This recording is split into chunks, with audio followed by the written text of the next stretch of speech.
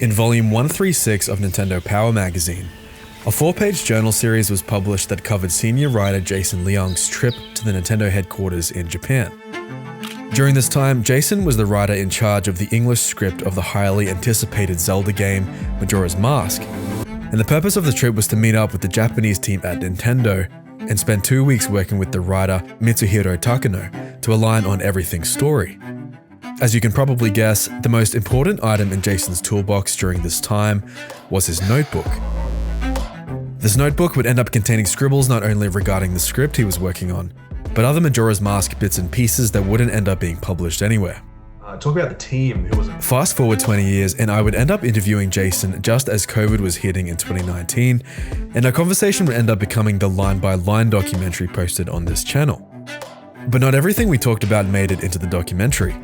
Jason gave me a whole plethora of rare information regarding the development of Majora's Mask, including pages from his notebook from the time he went to Japan.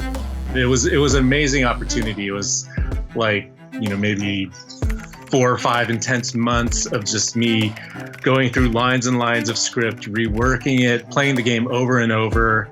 It was really cool. And then at the end, then I flew over to Kyoto and I worked with Mr. Miyamoto and the rest of the development team on just refining everything and making sure everything was the way that they had envisioned it. So this episode is an exploration into the notebook and the rare bits of Majora's Mask trivia that might not exist anywhere else on the internet. I'll read out each note just as Jason had sent it to me, and I'll go on to explore each point in a bit more detail. For some notes, I'll interject some moments from our conversation since they speak into these points as well. Number 1. The feather sword became the razor sword. I do remember it was initially called feather because of the shape, but I recommended the change since feather has light and delicate connotations in English. In the English version, we get the razor sword from Zabora, the smithy in the mountains, by upgrading our small kokiri sword. Like Jason mentioned, the reason for Japan's feather name is most likely in relation to the shape, as it curves around like a feather. The second week, while I was working in Kyoto, then they flew in the localizers for Latin America, for Germany, and for France. So they were working off of my English text to then create their version for Spanish, French, and German. But what's interesting is that although the English version was the text referenced, each language still put their own twist on things to better target their own demographic. For example, the German version ended up translating to elven sword, while the Italian version translates to a combination of split and feather. Number 2, emery sword became the gilded sword. I remember recommending the rename for this one since emery is more abrasive and associated with nail files, and gilded better matched the gold embellishments on this blade. In the English version, the gilded sword is the upgraded razor sword, but compared to the feather sword, which was just a reference to the sword's shape, the original Japanese name has a much more interesting background. In the Japanese version, the gilded sword is represented by these Japanese characters, which translates more accurately to Congo sword, or sword of Congo. In short, the term Congo relates to something indestructible. Congo is the Japanese name for the Vajra, a legendary and ritualistic weapon symbolizing the indestructible force of diamonds, as well as the irresistible force of thunderbolts, ultimately representing the firmness of spirit and spiritual power. A very literal name for the sword would be indestructible sword, but a more creative name in the eyes of the Japanese team would have been diamond sword or adamant sword or emery sword. And this is a reference to the fact that compared to the razor sword, which breaks apart after 100 hits, this new upgraded sword will never break. But for the Western version, the Japanese team approved Jason's reason for naming the sword after the gold embellishments found on the blade. Number 3. Inspector's mask became the circus leader's mask, became the troop leader's mask. Now this is an odd one since the mask is still called the circus leader's mask in the N64 version. In the 2015 release of Majora's Mask 3D, the name was finally changed to Troop Leader's Mask, which, according to Jason's notes, was the final approved name by the Japanese team. It's possible that due to the deadline back in 2000, this final name change never made it through, leaving the name of the mask as the previous version of the Circus Leader's Mask. This is also supported by the fact that other than the name of the mask, the term circus appears nowhere in the script. The performance group in town is always referred to as the Gorman Troupe, not the Gorman Circus. Number 4, Majora's Wrath. Not sure what it was originally called, but my notes indicate I pitched that name to Localization, the Treehouse, and my editor at Nintendo Power, and they unanimously agreed on Majora's Wrath, or Wrath. In the English version, Majora's Wrath is the third and final stage of the last boss. In the Japanese version, the name can be translated to something like Majora's Demon. On this topic, while the Japanese team greenlit a lot of Jason's name changes to places and characters, one name they were fervent on was the name of Link's god form, the Fierce Deity. I remember coming up with alternate names for the Fierce Deity, as well as all the other sort of phases in that final battle. But I remember that one, they were pretty adamant on keeping it that way. I can't really tell you specifically how they explained it anymore. I can't really remember that, but I do know that that was something that they really wanted to keep positioned. I do remember we tried to come up with a little bit more natural sounding names or something that's a little bit more familiar sounding for Western cultures. But that was something that they really wanted to keep, that connotation of it being the fierce deity. Number 5. The Skull Kid is 200 years old, is like Peter Pan and is forever young. Skull Kids can't enter Hyrule, they can never get past Hyrule's Lost Woods, but they can enter Clocktown, where they can meet nice people. The Skull Kid is scared of the Giants' threat, so he only plays with kids. He never appears around adults. Now this feels like a huge one that speaks into the lore of the Skull Kids and the Lost Woods. As the legend goes, children who enter into the Lost Woods from the outside without a fairy are transformed into Skull Children or Skull Kids. Once transformed, they can never leave the Lost Woods. So how did the Skull Kid end up here in Termina? Well, it's only because he hasn't actually left the Lost Woods. The entrance to Termina, according to the Majora's Mask official guide also written by Jason, is in a stretch of Hyrulean Lost Woods that wasn't explored in the previous adventure, being Ocarina of Time. So Termina is in a way an extension of the Lost Woods. Number 6, the Carpenters. These Clocktown characters who are constantly building and never feeling that they'll finish represent the game's development team. On this topic, another reference to the development team was the wedding scene between Andrew and Cafe, which represented the wedding of Majora's head writer, Mitsuhiro Takano, who got married during production. Mr. Takano had just gotten married. He's a newlywed, but then he's spending all this time away from his wife working on this new game. So a lot of the story for him, as well as everybody else working on the game in the Kyoto office, it was about them being away from their loved ones, being isolated, feeling alone, really understanding that subtext that it's coming from every character in the game, as well as Link, who's very much alone, separated from his regular world. And he's the one who's having to go through things so many times, but none of these characters are even aware of it. And this leads into number 7. Any in-game references about being afraid someone would disappoint their wife were references to Miyamoto, Aonuma, and Koizumi, who were always away from home working.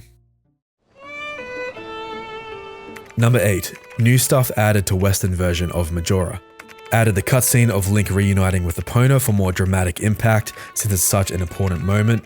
The model for Link is improved with more facial expressions, more detail on his belt, more details on the hero's shield, and he actually has a sword strap that holds it on his back now. This is all true in that a lot of Link's details were upgraded from Ocarina of Time, including a chest strap to explain how he holds up his shield and sword on his back.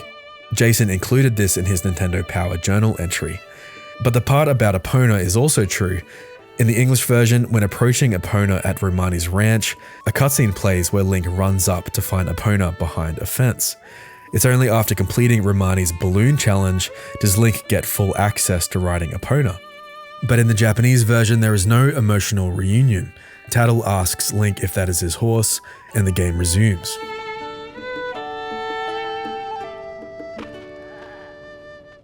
Now, included in Jason's notes was a list of what each Japanese director's favorite mask was from the game. I'm sure this was meant to be published somewhere in Nintendo Power as a fun little trivia section during the lead up to Majora's release, but we get to see it for the first time here. Miyamoto's favorite mask was the Deku mask because it's the first mask you get. It's simple but very important. The Keaton mask was his favorite as far as design. Miyamoto is of course the mastermind behind the Zelda series who took more of a producer role during Majora's production. The Keaton mask is the mask modeled after Japanese kitsune masks and colored yellow to resemble Pikachu. Aonuma's favorite mask was the Mask of Scent because of the challenge of how to visually depict smell. Eiji Aonuma is credited as one of the directors on Majora's Mask. When putting on the Mask of Scent, Link can sniff out different scents like mushrooms and, unfortunately, underwear fungus. Takano's favorite mask was Romani's mask because of the juxtaposition of seeing cute Link wearing such a grotesque mask. Mitsuhiro Takano was the head writer on Majora's Mask and the one Jason spent every day with when working on the script. The Romani mask is the cow mask you get from Cremia that allows you to enter the milk bar. And Tezuka's favorite mask was the Goron because he liked the transformation. Now, Takashi Tezuka is Miyamoto's right-hand man who worked on the original Zelda. He's credited as a supervisor role in Majora's Mask. The last two notes Jason sent me have to do with specific locations the Majora's Mask team took inspiration from. Jason writes, I had Kyoto Zoo, Heian-Jingu in my notes. I looked it up and now remember that Heian-Jingu is a shrine in Kyoto near the zoo. Shrines like that were an influence on the game, and you could spot several Triforce symbols around the shrine and fox masks that the Keaton mask is based on. On Google Maps, the Heian-Jingu Shrine is indeed a short stone's throw from the Nintendo headquarters in Kyoto.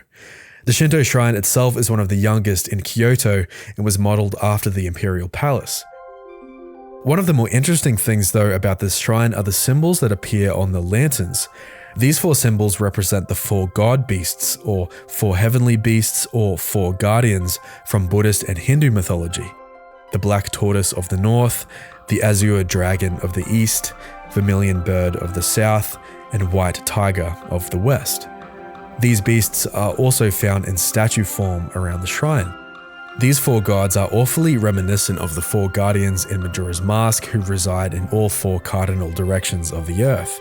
Maybe this shrine is where the team got their ideas from. Jason also writes, I also wrote Imperial Park Nijo in my notes.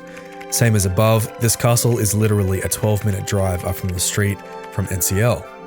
Now, Nijo Castle is indeed a short drive from Nintendo headquarters and stands as a 17th century defense structure which housed one of the shogun.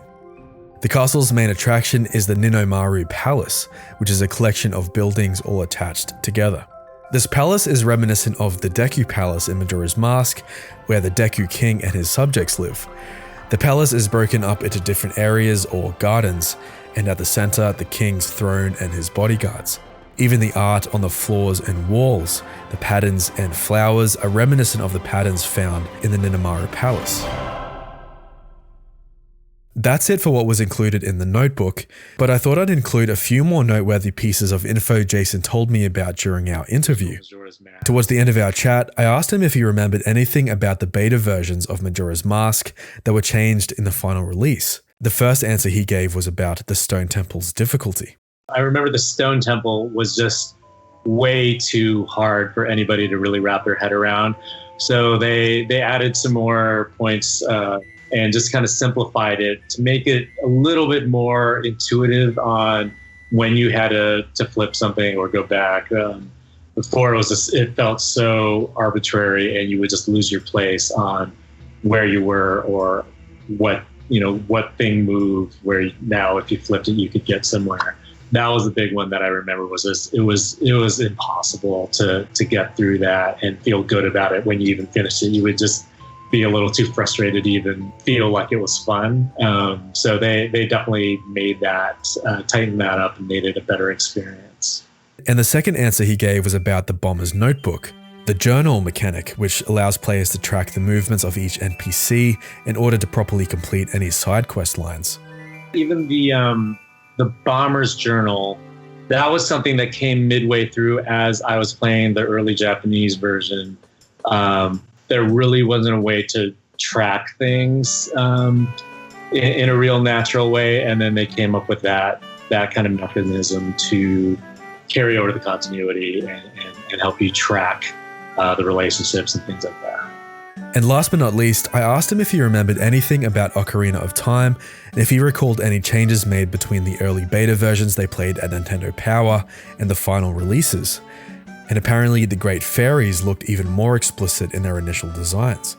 Definitely all the gameplay remained intact. They might have cleaned up some of the graphics. I do remember that it was always controversial, the look of the fairies in the fairy fountain. That was always something that just really was jarring for everybody when it's like, this is supposed to be also a game that's good for kids. And previously, they'd be really tiny pixelated fairies. And here it's like, wow, that's I can't even figure out that outfit they're wearing, but maybe we should cover them up a little bit more. So I know that was something that was noted and got changed a little bit. Yeah. So that's it. All of the rare bits of Zelda information I've collected through my chats with Jason. I've uploaded all the images and info used in this video on goodblood.games, so please feel free to go over and check it all out. If you want to hear Jason's story in full, the line-by-line documentary is a 30-minute deep dive examining the pressures of trying to deliver an Ocarina of Time sequel. Thanks for watching.